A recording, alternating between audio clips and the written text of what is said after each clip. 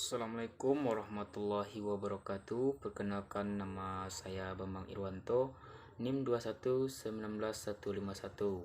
Saya dari lokal PAI 4D. Baiklah, di sini saya akan menyampaikan intisari dari kelompok 7 sampai kelompok 13. Yang pertama, kelompok 7. Pengertian komunikasi kelompok.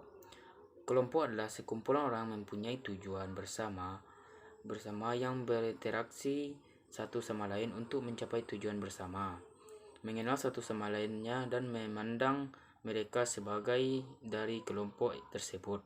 Selanjutnya, pendidikan. Pendidikan berasal dari kata pedagogi. Pedagogi bahwa Latin yang berarti pendidik dan kata yang berarti ilmu pendidikan yang berasal dari bahasa Yunani, pedagogia. Pedagogia terdiri dari dua kata, yaitu pedos dan yaitu artinya anak, yang agoge yang berarti saya membimbing. Selanjutnya, komunikasi pendidikan. Komunikasi pendidikan merupakan komunikasi yang sudah merambat atau menyentuh dunia pendidikan dan sebagai aspeknya, dan merupakan proses komunikasi yang dipola dari dirancang secara baik khusus untuk mengelola perilaku sasaran tertentu ke arah yang lebih baik dan ke arah yang sasaran atau komunikasi. Selanjutnya, komunikasi. Komunikasi adalah aktivitas dasar manusia dengan adanya berkomunikasi satu sama lain, saling berhubungan antara satu sama lain dalam kehidupan sehari-hari, di rumah, misalnya di tempat pekerjaan, di pasar, dan masyarakat banyak. Selanjutnya suasana komunikasi.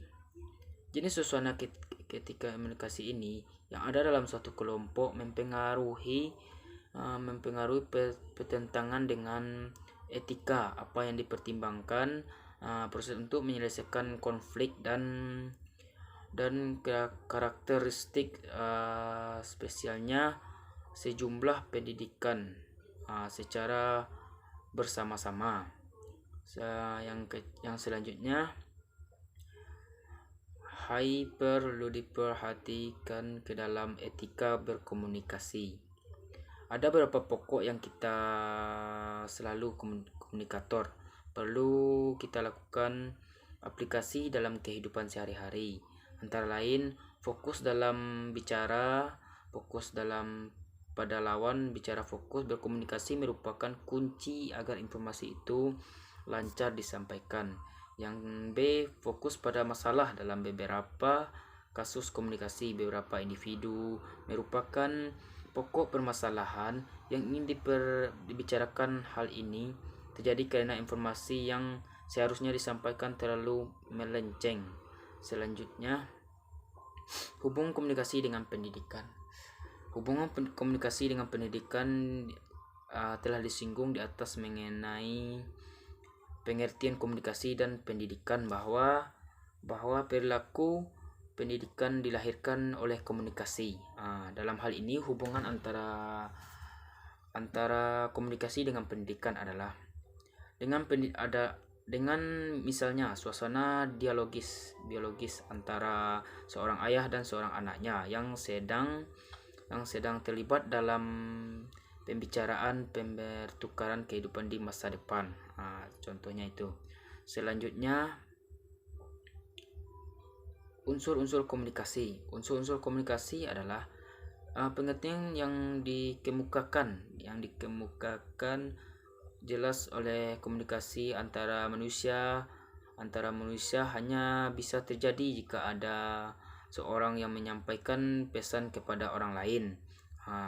Yang pertama, menurut Joseph Dovito, menambahkan lagi adalah faktor lingkungan dan umpan balik. Unsur-unsur ini bisa juga disebut komponen atau dalam komunikasi yaitu yang pertama sumber, yang kedua pesan, yang ketiga media. Selanjutnya media dan komunikan. Selanjutnya komunikasi. Pengertian komunikasi adalah komunikasi dalam bahasa Inggris yaitu communication. Berasal dari kata Latin communicatio dan bersumber dari kata communis yang berarti sama-sama.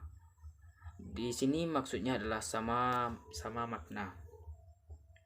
Secara etimologi komunikasi berasal dari bahasa Latin. Komunikasi berasal dari bahasa Latin komunis yang berarti membuat kebersamaan atau membangun kebersamaan antara dua orang atau lebih. Akar kata komuniko yang artinya berbagi. Dalam hal ini dibagi adalah pemahaman bersama melalui pertukaran pikiran. Selanjutnya pengertian komunikasi efektif. Sebelum jauh membahas tentang komunikasi efektif, pada itu dimaksud dengan komunikasi efektif. Komunikasi efektif merupakan proses bertukaran pendapat, informasi, pengetahuan yang mampu menghasilkan perubahan sikap pada seseorang terhadap orang yang terlibat di dalam komunikasi tersebut,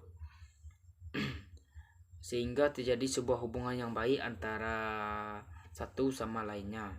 Selanjutnya B, prinsip-prinsip komunikasi efektif. Prinsip-prinsip komunikasi efektif yang pertama adalah respect. Respect merupakan rasa hormat terhadap lawan bicara. Prinsip ini harus selalu dipegang dalam berkomunikasi. Selanjutnya empathy. Empathy merupakan kemampuan untuk menempatkan diri daripada suatu situasi atau kondisi yang tengah dihadapi oleh orang lain, sehingga komunikasi dapat berjalan dengan baik sesuai dengan kondisi lawan bicara berkomunikasi. Selanjutnya audible, dapat didengar. Dalam poin ini ada beberapa hal yang harus diperhatikan. Yang pertama yaitu pesan informasi harus mudah dipahami dengan menggunakan bahasa yang baik dan benar. Selanjutnya etika komunikasi dalam Islam. Etika komunikasi dalam Islam dari segi etimologi itu berasal dari kata Yunani yaitu ethos yang berarti watak kesesuaian adat. Dalam Kamus Umum Bahasa Indonesia, etika diartikan sebagai ilmu pengetahuan tentang asas-asas akhlak moral dalam kasus besar yang hak dan kewajiban moral akhlak, kumpulan asas atau nilai-nilai berkenaan dengan akhlak, nilai yang mengenai benar salah atau suatu golongan atau masyarakat. Selanjutnya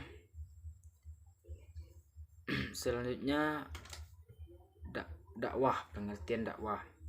Secara etimologi pengertian dakwah dari bahasa Arab yaitu dakwah, ajakan itu adalah kegiatan yang bersifat menyeru, mengajak seseorang untuk beriman kepada Allah, itu mengajak.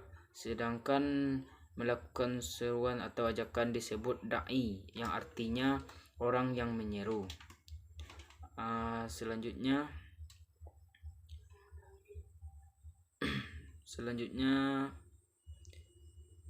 mungkin hanya itu yang dapat saya sampaikan.